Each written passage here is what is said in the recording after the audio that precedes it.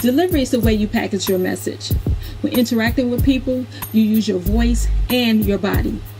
This session, however, will review the bodily aspects, aka the nonverbal aspects of delivery. I'm sure you all are familiar with the saying, action speaks louder than words. When conversing with people, regardless of what they say, it's their nonverbal cues that we pay attention to, because these cues supersede the words that come out of their mouths. To be an effective communicator, the delivery is just as important as the content, if not more important. Effective communicators, effective speakers, are dynamic and engaging. Think about it. What attracts you to a particular song? Is it the delivery or the content? What about when you are watching a speaker, listening to a speaker, or watching an artist perform? What is the key element that grabs and maintains your attention? Nonverbal cues include many elements. This presentation will only focus on 5 of those elements. And those elements are gestures, facial expressions, movement, eye contact, and appearance.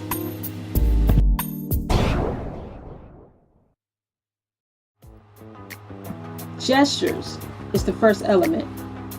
These are movements of the head, arms, and hands. They are used to illustrate, emphasize, or signal ideas in a conversation or a speech. Gestures are great enhancers for key points and when you want someone to pay attention to specific words or phrases. Gestures should be natural and spontaneous. They should also be in alignment with your words. The second element of nonverbal delivery is facial expressions. These are emotions that appear on our faces.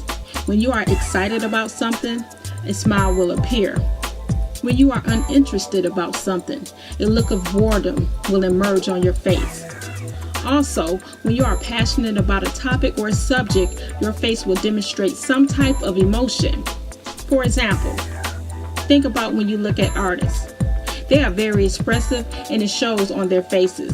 The key to facial expressions is to be in tune with the content. When you become one with the material, facial expressions will come naturally. The third element of nonverbal delivery is movement.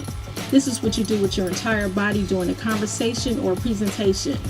The setting determines whether or not you should move. If you are presenting a speech and have a podium on the stage, movement should be at a minimum.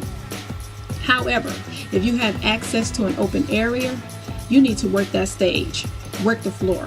It needs to be done in moderation though. Once again, like artists, they often utilize the entire stage. They move from the left to the center to the right. Not necessarily in that order, but they work the entire stage. Walking is a form of movement. Just make sure you are not pacing. If you like, you can demonstrate something to your audience using your body. If it doesn't come natural, this is when you should practice before you do it. Keep in mind, you want to engage your audience through delivery, and this is a key component. The fourth element of nonverbal delivery is eye contact. Eye contact is the key when communicating with people. Number 1, it keeps your audience involved, and number 2, it shows that you are confident in what you are saying. What are the chances that your audience will look away knowing that you will interact with them through eye contact? Another key reason for maintaining eye contact is so you will know whether or not you need to adjust your content or if you need to clarify a point.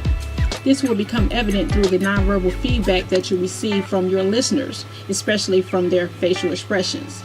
So, as a communicator and to be effective, you have to be audience-centered to make sure that everyone is on the same page.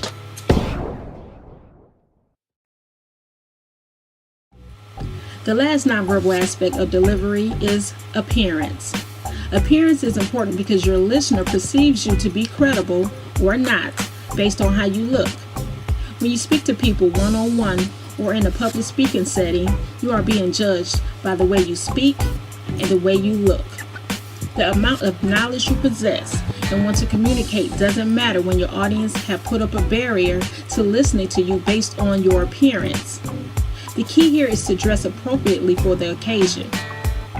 Overdressing or underdressing can impact the effectiveness of your message. There is no set way to dress though, but you do need to be familiar with your audience, the occasion, and setting in order to make the proper decision on how to dress.